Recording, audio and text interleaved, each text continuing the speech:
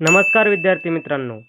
तुम्ही जर आदिवासी विकास भरती किंवा इतर कोणत्याही सेवेची तयारी करत असाल, तर हा आजचा व्हिडिओ तुमच्यासाठी अतिशय महत्त्वाचा होणार आहे. त्यामुळे हा व्हिडिओ नक्की शेवटपर्यंत पाहायचा आहे. आपण आजच्या व्हिडिओमध्ये अतिशय महत्त्वाचे MCQ प्रश्न घेऊन आलेलो आहेत, जे तुमच्या आदिवासी विकास भरती असेल किंवा इतर सरळ सेवा असतील, त्याच्यामध्ये वारंवार रिपीट झालेले क्वेश्चन आहेत. त्याच्यामुळे हे क्वेश्चन पुन्हा सुद्धा परीक्षांमध्ये पडण्याची दाट शक्यता आहे. त्यामुळे हा व्हिडिओ नक्की शेवटपर्यंत पाहायचा आहे. चला तर मग लगेच व्हिडिओला सुरुवात करूयात.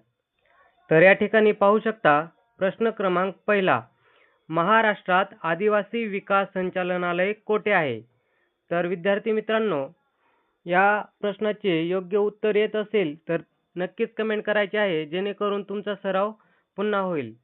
तर या ठिकाणी ऑप्शन दिलेले आहेत. योग्य ऑप्शन पाहून नक्की कमेंट करा. तर प्रश्न असा आहे की महाराष्ट्रात आदिवासी विकास संचालनालय कोठे आहे? तर या प्रश्नाचं योग्य उत्तर हे ऑप्शन क्रमांक ए आहे, म्हणजेच नाशिक. म्हणजेच महाराष्ट्रात आदिवासी विकास संचालनालय हे नाशिक या ठिकाणी आहे. तर चला पुढील प्रश्न पाहू. पुढील प्रश्न आहे प्रश्न क्रमांक 2. महाराष्ट्र राज्य आदिवासी विकास महामंडळाची स्थापना कोणत्या वर्षी झालेली आहे? तर या ठिकाणी ऑप्शन पाहायचे आहेत मित्रांनो, आणि योग्य उत्तर नक्की कमेंट करायचे आहे. तर प्रश्न असा आहे की महाराष्ट्र राज्य आदिवासी विकास महामंडळाची स्थापना कधी झाली? तर या प्रश्नाचं योग्य उत्तर हे ऑप्शन क्रमांक ए आहे, म्हणजेच 1972. म्हणजेच महाराष्ट्र राज्य आदिवासी विकास महामंडळाची स्थापना ही 1972 साली झालेली आहे. पुढील प्रश्न पाहू. प्रश्न क्रमांक 3. पेसा कायदा कोणत्या वर्षी संमत करण्यात आला? तर अतिशय महत्त्वाचा प्रश्न आहे मित्रांनो. तर या प्रश्नाचं योग्य उत्तर हे ऑप्शन क्रमांक सी आहे, म्हणजेच 1996 साली पेसा कायदा संमत करण्यात आलेला आहे. हे लक्षात ठेवायचं आहे. पुढील प्रश्न पाहू. प्रश्न क्रमांक 4. आदिवासी विकास विभागांतर्गत ठक्कर बाप्पा यांच्या नावाने कोणती योजना राबविली जाते?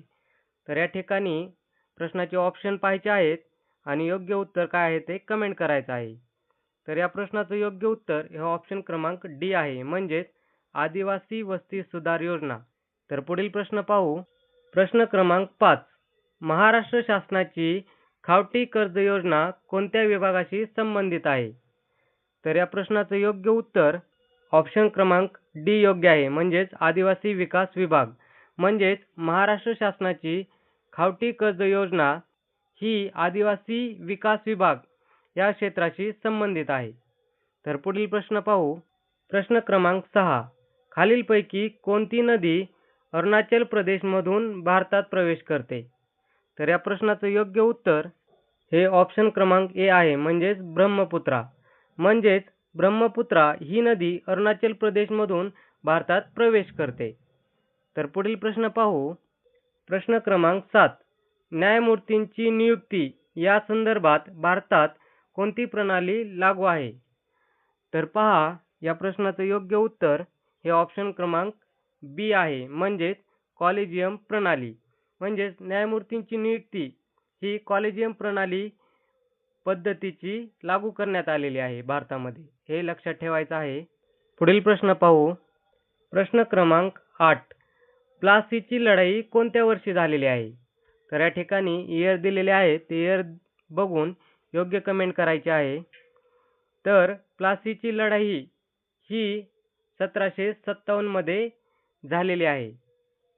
तर या प्रश्नाचं योग्य उत्तर हे ऑप्शन क्रमांक ए आहे, म्हणजेच प्लासीची लढाई ही 1757 या वर्षी झालेली आहे. तर पुढील प्रश्न पाहू. प्रश्न क्रमांक 9. खालीलपैकी कोणते तत्व स्टेनलेस स्टीलमध्ये नसते? तर या ठिकाणी ऑप्शन पाहायचे आहेत मित्रांनो. तर या प्रश्नाचं योग्य उत्तर हे ऑप्शन क्रमांक डी आहे, म्हणजेच कॅल्शियम. तर स्टेनलेस स्टीलमध्ये कॅल्शियम हे तत्व नसते. तर पुढील प्रश्न पाहू. प्रश्न क्रमांक 10. भारतीय राज्यघटनेचा भाग 4 कशाशी संबंधित आहे? तर या प्रश्नाचं योग्य उत्तर नक्की कमेंट करायचं आहे. तर विद्यार्थी मित्रांनो, तर या प्रश्नाचं योग्य उत्तर हे ऑप्शन क्रमांक बी आहे, म्हणजेच राज्याच्या धोरणाची निर्देशक तत्वे. म्हणजेच राज्यघटनेचा जो भाग क्रमांक 4 आहे त्याच्यामध्ये राज्याच्या धोरणाची निर्देशक तत्त्वे दिलेले आहेत. तर या ठिकाणी हे लक्षात ठेवायचं आहे. तर मित्रांनो, हे झाले आजचे आपले अतिशय महत्त्वाचे रिपीटेड झालेले प्रश्न. तर व्हिडिओ कसा वाटला हे नक्कीच कमेंट करून सांगा. धन्यवाद.